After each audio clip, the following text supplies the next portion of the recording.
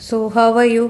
पिछले वीडियो में जैसे कि मैंने बताया था कि एस्से की आंसर राइटिंग आपको कैसे करनी है, and I am very grateful and very thankful कि आप लोगों ने उस वीडियो को बहुत अच्छे से देखा और I got very good comments on that. So now since essay के जो 3 पार्ट है वो मैंने ऑलरेडी डिस्कस कर लिया था एंड आपको एक ओवरऑल पिक्चर दे दिया था पिछले लेक्चर में कि एस्से को एटलीस्ट अप्रोच कैसे करना है। अगर आप बिल्कुल ज़ीरो से स्टार्ट कर रहे हैं तो एक स्ट्रक्चर किस तरीके से फॉर्म करना होता है। नाउ जो मैंने लास्ट वीडियो में आपको बताया था कि आप जो इंट्रोडक्शन लिखोगे that would be like in the form of either quotes और सम एनेक्डोट्स। तो आज हम लोग बात करते हैं एनेक्डोट्स की। नाउ जब हम इंट्रोडक्शन की बात करते हैं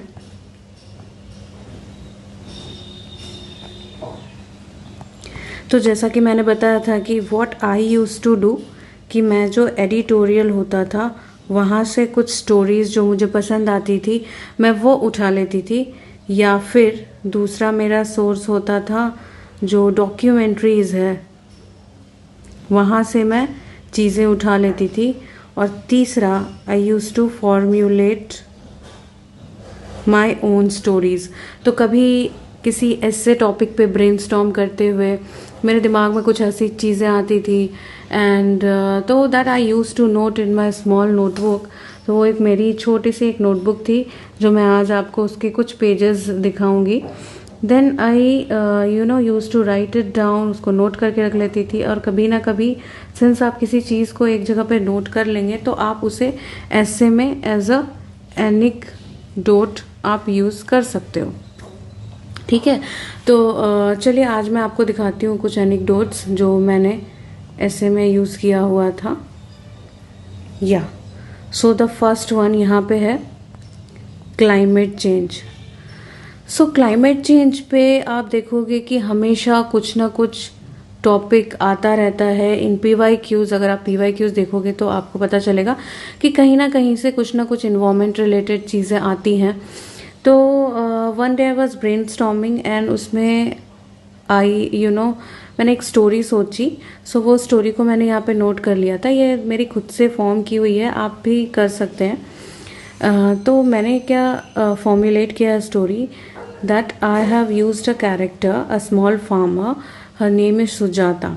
okay, so the year is 2070 and she is standing in her field and वहाँ पे वो देख सकती है कि there was no rain, जैसा कि होता था 20 years back.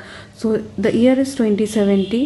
This is just an imaginary story, and she is standing in her field with her son and she is narrating a story कि 20 years back we used to have lush green fields and we used to enjoy the festival of Vaisakhi, and today she is anxious that there is climate change has become a reality and irreversible damage which is created by mankind, and she is visualizing that in that year 20 years back things were different, 40 years back things were different.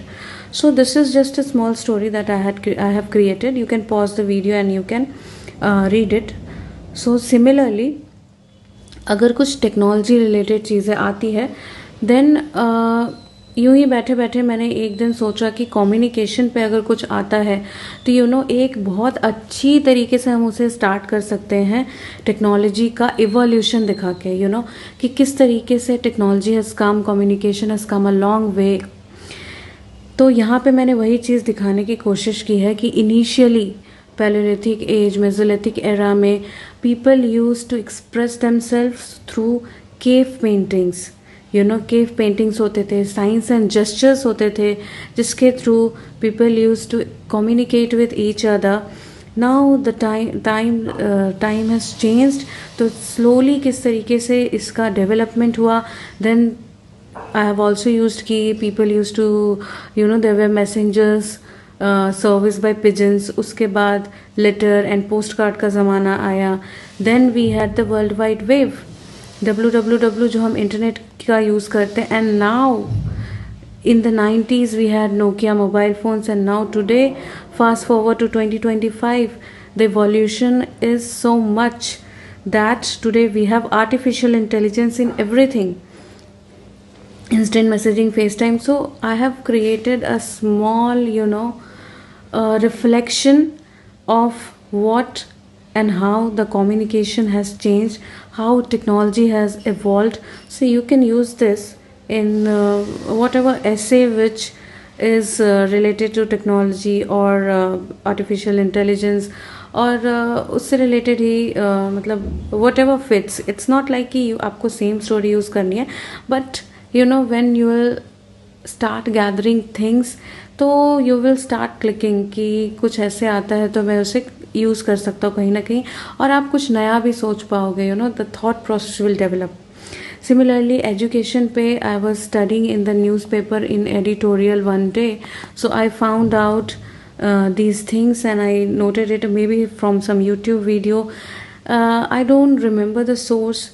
It might be some documentary or something on YouTube or in the newspaper. So वहाँ पे मैंने पढ़ा कि the idea of education started from where? Started from a bunch of students sitting under a tree and guru giving them oral education. Now the word guru is derived from gu means darkness and ru means light, so taking its students from darkness to light. So something like this. You can pause the video and you can read it. Similarly, one day I was watching something on YouTube, तो वहाँ पे कभी कभी ऐसे आता है आपको जिसमें आपको एक कंपैरिजन शो करना होता है कि द इम्पोर्टेंस ऑफ चेंज. बहुत सारे ऐसे होंगे, मे बी बिहारी प्रोवर्ब में भी हो सकते हैं, जिनका कहीं ना कहीं मीनिंग इस चीज़ से अगर रिलेटेड हो, that there is the importance of change कितना ज़रूरी है, एंड उसको आप through the story of Netflix comparing it with the Xerox company you can show it. तो मेरे दिमाग में क्लिक हुआ and I wrote it down कि किस तरीके से जो Netflix था, it started from a DVD company but with the passage of time it changed itself और वो online platform पे आया, and today everybody know about it, so they changed themselves according to the need of the situation. On the other hand, the Xerox company, which was so famous in the 1960s, suddenly declined. Why? Because they did not change with time. Similarly, जो पीछे के lectures में मैंने आपको एक बताया था कि AI इन एग्रीकल्चर के ऊपर मैंने एक बहुत ही सुंदर इंट्रोडक्शन पढ़ा था और मैंने वो नोट किया था. So this is that. These pages are from my copy. तो आप देखोगे कि मैंने यहाँ पे कहीं पे story of Troy, this is very ये मुझे बहुत इंटरेस्टिंग लगा था, तो मैंने लेके इसे एक जगह पे नोट कर लिया था. ट्रॉय करके एक मूवी मैंने देखी थी और वहाँ पे इट वाज सो गुड कि वहाँ पे एक ग्रीक्स की आर्मी थी विच हु वेर अनडिफीटेबल, उन्हें कोई डिफीट नहीं कर सकता था. And this story is revolves around that Greek mythology. So there were two kingdoms, एक का नाम था ट्रॉय, अनदर वाज ग्रीक. सो ग्रीक्स को हराना बहुत ही मुश्किल था, but the Troy army use their brain, और उन्होंने एक ट्रोजन हॉर्स, जो आज भी हम देखते हैं, Trojan horse is use to denote the computer virus. Everybody knows that. So वो ट्रोजन हॉर्स आया कहाँ से है? This is from a story. It is very interesting. तो जो ट्रॉय आर्मी थी, दे शोड कि वो लोग हार गए हैं, and they left wooden horse in the Greeks, outside the Greeks palace, and the people actually thought ki these people are defeated and they have gone back. So they brought that Trojan horse, the wooden horse, inside their palace. Inside the walls of their palace. The wall of their palace was something which was so strong that no army could defeat it. सो उन्होंने खुद वो Trojan horse को अपने अंदर, अपने building के उनके kingdom के अंदर लेके आए, and in that Trojan horse the army was there, and वो टूटा and they captured the kingdom. So अपने सामने वाले एनिमी को how they won with their cleverness. उनके पास बहुत ज़्यादा पावर नहीं थी। तो आपको ये स्टोरी भी आप कहीं ना कहीं बहुत सारे ऐसे रहते हैं जिसमें देयर इज़ रिफ्लेक्शन या ऐसा कुछ आइडिया होता है कि everything could not be achieved with power, you have to use your brain, या मतलब समथिंग रिलेटेड टू इट। आप कहीं भी उसको अपने हिसाब से मोल्ड करके फिट कर सकते हो।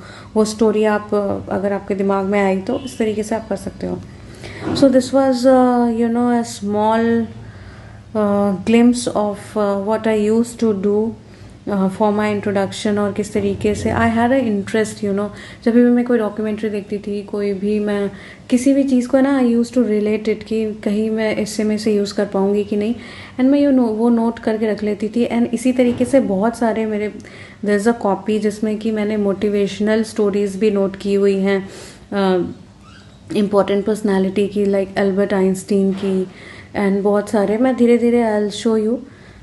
So thank you guys. I hope you like this lecture, and जैसे जैसे मुझे टाइम मिलेगा I'll come and I'll try to help everybody out there through my strategy.